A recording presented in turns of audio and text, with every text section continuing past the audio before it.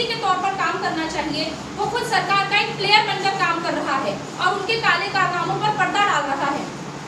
Democracy equality की बात करता है, वुमेन्स का जो है पार्टिसिपेशन सत्ता में कितना है, वुमेन्स का रिप्रेजेंटेशन बेहद कम है। इसी नाते एक वुमेन्स रिजर्वेशन बिल 2023 में पास किया गया था, जिसके तहत 33% रिजर्वेशन वुमेन को लोकसभा में मिलना चाहिए, जिसका अभी तक इम्प्लीमेंटेशन नहीं हुआ है। हमारे देश का हाल भी श्रीलंका, बांग्लादेश और नेपाल से कुछ कम नहीं है। अभी जो हाल ही में नेपाल में हुआ वो हम सबने देखा, भ्रष्टाचार अपने उरूज पर था।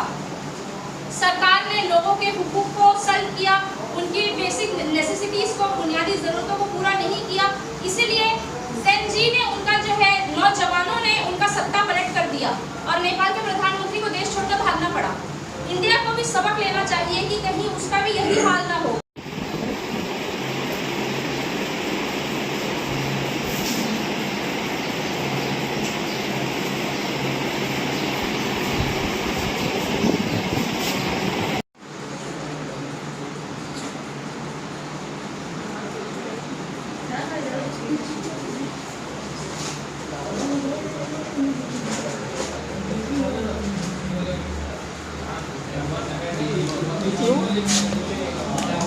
हो गया इंडिया मूवमेंट जो है और आज लोकतंत्र दिवस 15 जो सितंबर को मनाया जाता है वो मना लिए, क्या कहेंगे इस पर, आपको क्या प्रतिक्रिया है? देखिए, आज हम यहाँ वुमेन इंडिया मूवमेंट जो है, ये हमारी team international democracy day celebrate करने यहाँ जमा हुई है। ये इंटरनेशनल डेमोक्रेसी डे जो बनाया गया है, जो 2007 से मनाया जा रहा है हर साल 15 सितंबर को, इसको मनाने का मकसद यही है कि हम आवाम को ये बता सके कि डेमोक्रेसी क्या है, डेमोक्रेसी आपको क्या अधिकार देती है, वो किस तरह आपको एक अच्छी ज़िंदगी जीने का हक देती है। डेमोक्रेसी एक ऐसा सिस्टम है जिसमें लोग खुद अपना नेता चुनते हैं, खुद अपना लीडर चुनते हैं और फिर वो उस लीडर की जिम्मेदारी है कि वो लोगों के तमाम हुकूक का ख्याल रखे, उन्हें अच्छी सहूलतें, उन्हें अच्छी ज़िंदगी फराहम करे। और अगर वो अपना काम नहीं करता तो लोगों के ज़िम्मे है कि वो उस लीडर को पकड़े, उससे सवाल करें, उसको अकाउंटेबल ठहराएं। लेकिन हम देख रहे हैं कि हमारे देश में आज क्या हो रहा है कि जो लोग आवाज़ उठाते हैं, जो संविधान बचाओ का नारा लगाते हैं, उन्हें जेल के पीछे डाल दिया जाता है और जो लोग जो है संविधान को जलाने का काम करते हैं वो सड़कों पर खुलेआम घूमते हैं। आप देखिए, कोई प्रोफेसर जो है, जो एक अच्छी टिप्पणी किया, रतन लाल प्रोफेसर को जो है इन लोगों ने दिल्ली में 5 मिनट में गिरफ्तार कर लिया और वहीं अनुराग ठाकुर को आज तक कोई मुकदमा नहीं चलाया गया, जो कि नफरती स्पीच देते हैं, जो हेट स्पीच देते हैं। तो ये क्या ये डेमोक्रेसी है? दो बच्चे, जो छात्र जो कि JNU से उठे, जिन्होंने सरकार के खिलाफ कैंपेन्स किए, सरकार की गलत नीतियों के खिलाफ कैंपेन किए, उमर खालिद और कन्हैया कुमार। कन्हैया तो लीडर बनकर बैठे हैं, लेकिन उमर खालिद आज तक पिछले 5 सालों से जेल के सलाखों के पीछे है। ना तो उनकी बेल होती है, ना तो कोई सुनवाई होती है, ट्रायल तक नहीं चलाया जाता। ऐसे ही कितने ही नौजवान, ख़ास तौर पे अगर वो माइनॉरिटी है, ख़ास तौर पे अगर वो मुस्लिम है, सिख है, दलित है, माइनॉरिटी कम्युनिटी का है, तो उसकी ज़िंदगी को इसी तरह तबाह किया जाता है। तो ये डेमोक्रेसी कहीं से भी नहीं है, ये डेमोक्रेसी नहीं है, डेमोक्रेसी की हत्या की जा रही है। हमारे देश में मुसलसल ऐसे वाक़यात हो रहे हैं जो कि डेमोक्रेसी के फैब्रिक को ख़राब करने का, डिस्ट्रॉय करने का काम कर रही है। और यहाँ पर जेंडर इक्वालिटी की भी कोई परिभाषा नहीं बची है। आज जो है औरतों को मुसलसल जलील किया जा रहा है और उनकी सेफ्टी और सिक्योरिटी का कोई ख्याल नहीं रखा जा रहा है। और पार्लियामेंट में भी औरतों का रिजर्वेशन बेहद कम है।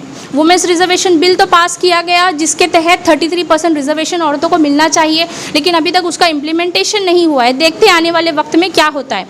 तो डेमोक्रेसी के फैब्रिक को जो ये ख़त्म किया जा रहा है, ये इस देश के लिए बहुत बड़ा ख़तरा है, ये एक रेड सिग्नल दे रहा है। हम अपने आसपास के मुल्कों में देखें, नेपाल में, श्रीलंका में, बांग्लादेश में क्या हुआ, किस तरह जो है तख्ता उलट हुआ है। वही उसी तरफ जो है हमारा इंडिया भी आज चल रहा है।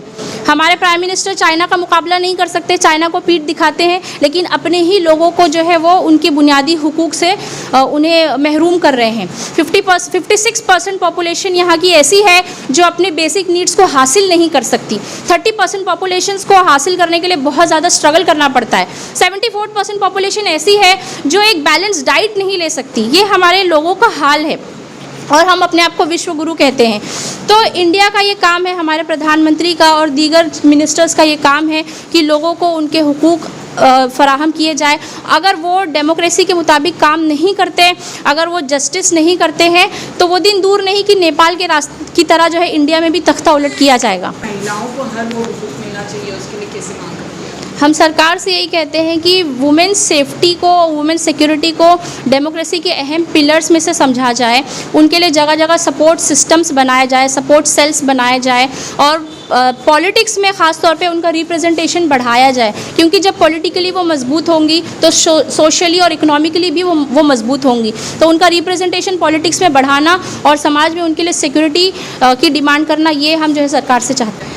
हमारी टीम जो है ये, और हम सरकार से भी चाहते हैं कि इस तरह की अवेयरनेस प्रोग्राम्स किए जाए। वुमेन इंडिया मूवमेंट ऐसे अवेयरनेस प्रोग्राम्स करती है कि जिनमें हम फैमिलीज़ को एजुकेट करें, उन्हें बताएं कि औरतों का, फीमेल्स का आगे बढ़ना कितना ज़रूरी है, क्योंकि जब औरतों का पार्टिसिपेशन नहीं होगा मुल्क में तो मुल्क कमज़ोर हो जाएगा।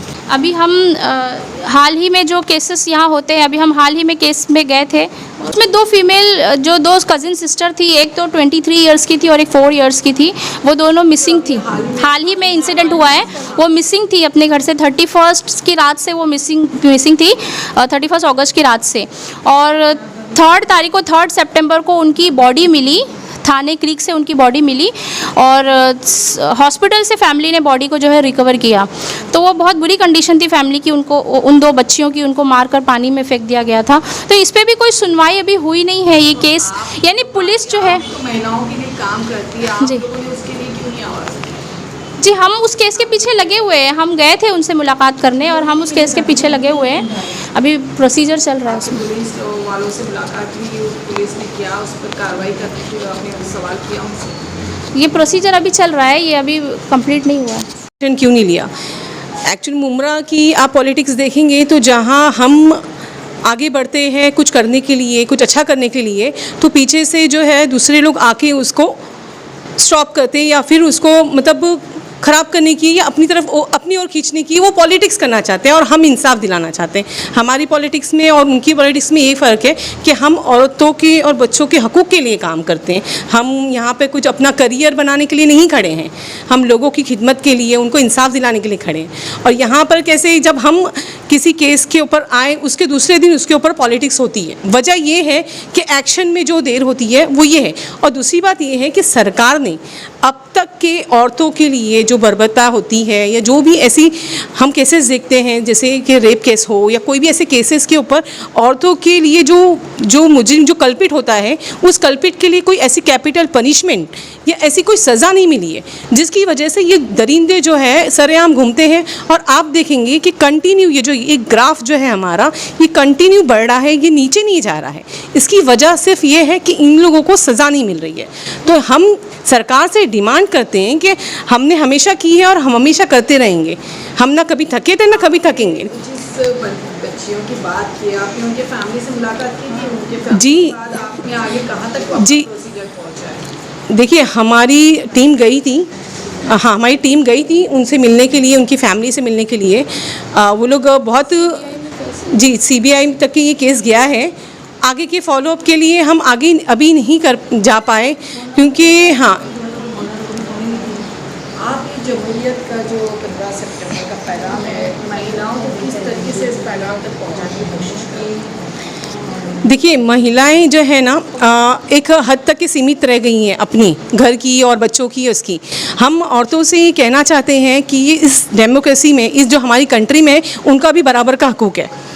जो हमारी मौजूदा सरकार है, ये वोट्स लेकर उसमें सत्ता में आ जाती है, पर ये अपनी सरकार को चलाने के लिए आप देख रहे हैं कि मौजूदा सरकार जो पूरी तरह से फेल है। आप बहुत सारे केसेस, रिसेंटली केसेस देखेंगे, कश्मीर के जो केस हुआ, या बहुत सारे ऐसे हमारे सामने एक ज़िंदा मिसालें हैं। अभी ये जो फ्लड आया पंजाब में, या मतलब हमारी सरकार की तरफ से क्या पहल होती है? हम जहाँ देखेंगे, जहाँ सरकार को मदद करनी या आवाम को रिलीफ देने वाली बात होती है, हेल्प की बात होती है, वहाँ सरकार पूरी तरह से फेल है। ये फेलियर सरकार है। तो हम ये कहते हैं कि देखिए, जिस तरह से एक घर चलाने के लिए एक औरत और एक मर्द का होना बराबर है, ज़रूरी है।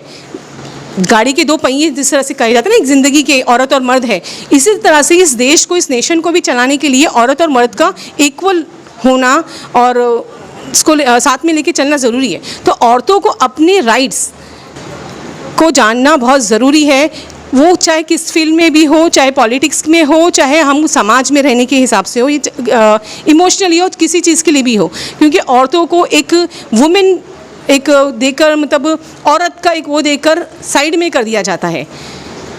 मैडम, आपने अभी एक यहाँ पर बैनर देख रही मैं, विकसित देश का एक ही मंत्र, सुरक्षित रहे लोकतंत्र। आज के ज़माने में कहाँ लोग सुरक्षित दिखाई दे रहे हैं? जी, तो ये हमारी जो मौजूदा सरकार की फेलियर, जैसे मैंने अभी कहा था, ये एक फेलियर सरकार की वो मिसाल है, हमारे सामने ही है। आपको हर एक खरी इसकी आपको इससे ही नहीं, बाकी और भी बहुत सारी चीज़ों से आपको हमारी जो फेलियर सरकार की मिसालें, एग्जाम्पल्स, ज़िंदा मिसाल जो है आपको मिलेगी। क्योंकि ये जो सरकार है, ये जो है हिंदू मुस्लिम, माइक मस्जिद, मदरसा और जाति धर्म और ये सब में ही रह गए हैं। आप जो है आज जो है ये यौम जमहूरियत दिन है आपका, आप किस तरीके से आपकी पार्टी जो वुमेन्स इंडिया मूवमेंट जो है जी, इसमें किस तरीके से जुड़ने के लिए आप लोगों को अपील? देखिए, नेशन वाइज जो है हमारा ऑल ओवर इंडिया में हमारा ये जो डेमोक्रेसी डे है इंटरनेशनल लेवल पे, हर इंटरनेशनल डेमोक्रेसी डे हमारे नेशनल वाइज सब जगह मनाया जा रहा है।